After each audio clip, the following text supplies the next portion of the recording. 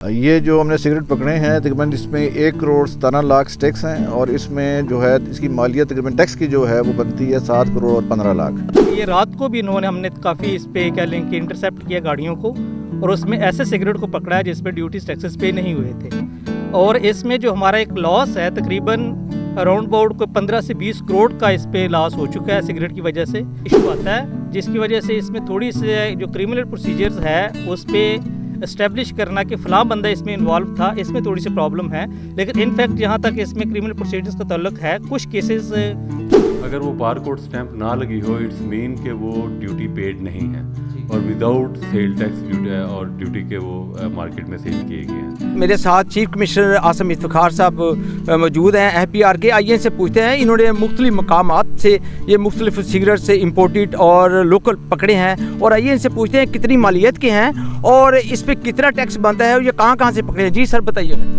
یہ جو ہم نے سگریٹ پکڑے ہیں تقریباً اس میں 1,17,00,000 سٹکس ہیں اور اس میں جو ہے اس کی مالیت تقریباً ٹیکس کی جو ہے وہ بنتی ہے 7,15,00,000 اور مارکیٹ ویلیو ان کی 8.25 کروڑ ہے۔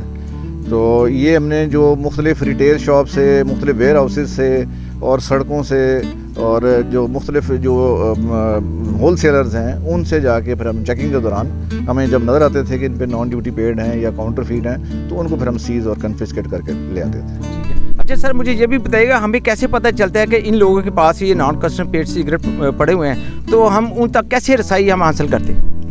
نان ڈیوٹی پیڈ سگریٹس جو رسائی حاصل کرنے کا طریقہ یہی ہوتا ہے کہ ہمارے پاس FBR نے سسٹم رکھا ہوا ہے کہ جی ہم تمام سگریٹس جب بھی مینوفیکچرنگ پریمیسز نکلیں گے ان پہ اسٹیمپس لگی ہوں گی۔ ٹریک اینڈ ٹریس سسٹم جو نیا FBR نے ایوالو کیا ہے، جو کوئی شوگر سیکٹر پہ بھی ہے، سیمنٹ سیکٹر کے پہ بھی ہے، فرٹیلائزر پہ بھی ہے اور سگریٹ سے اس کی ابتدا ہوئی تھی، تو یہ تمام سگریٹس وہ ہیں جن کے اوپر اسٹیمپس ہونی چاہیے۔ ہمارے پاس FBR کے پاس جو ہیں وہ مشین موجود ہیں جو کہ ہم جب کسی بھی ریٹیل اسٹاپ پہ یا کسی سڑک ہیں اور اگر نہیں لگی ہوتی ہیں تو وہ ڈیٹیکٹ ہو جاتا ہے کہ یہ نان ڈیوٹی پیڈ نہیں۔ بالکل ٹھیک ہے۔ اچھا سر، نویر صاحب میرے ساتھ کمشنر گوجرانوالہ زون 1 کے موجود ہیں، آئیے ان سے بھی پوچھتے ہیں۔ اچھا سر، مجھے یہ بتائیے گا کہ جب ہمیں پتہ چلتا ہے یہ نان کسٹم پیڈ لوکل اور امپورٹڈ سگریٹ یہ لوگ فروخت کر رہے ہیں، تو جو اس میں سے وہ ہمیں ٹیکس جو نقصان ہو رہا ہے وہ کتنی مالیت کا اس وقت ہو رہا ہے تو وہ بھی بتائیے گا۔ پھر نمبر 2 سر، اس کے پیچھے وہ کون سا مافیا ہے؟ یہ کافی عرصہ دراز سے ہم ریڈ کر کے یہ پکڑتے بھی ہیں لیکن ابھی تک یہ سلسلہ جاری ہے، اس کی کیا وجہ، کیوں نہیں ہم ان تک رسائی ابھی تک حاصل کر سکتے؟ Thank you very much.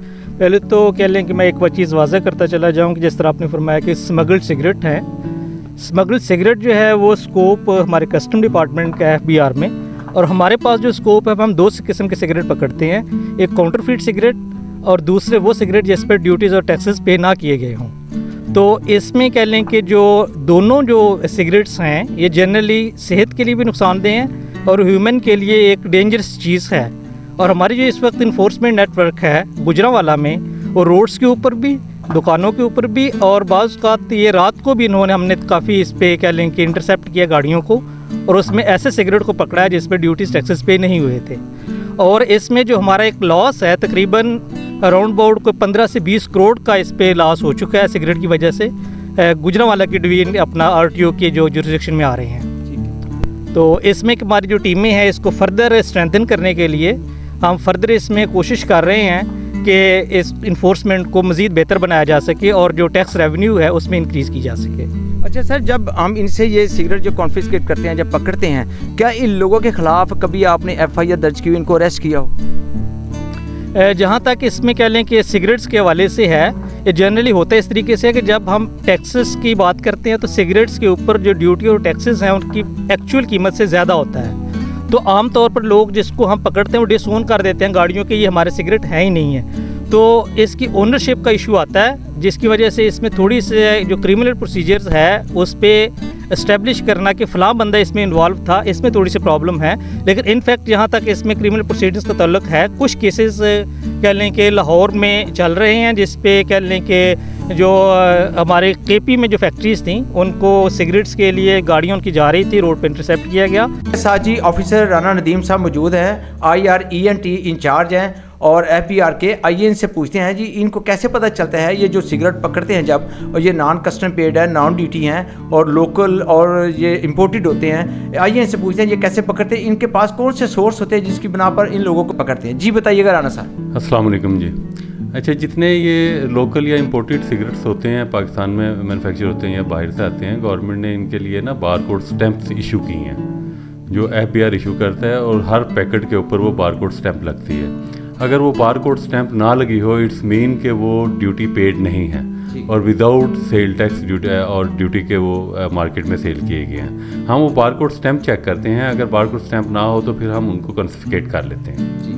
और जो ये क्योंकि ज़्यादातर ये सिगरेट जो लोकल हैं वो नॉन टैरिफ एरिया में बन रहे हैं, तो ये इधर से फिर कश्मीर का बॉर्डर क्रॉस करके एंटर हो जाते हैं, तो हम फिर इसके लिए बाकायदा अपने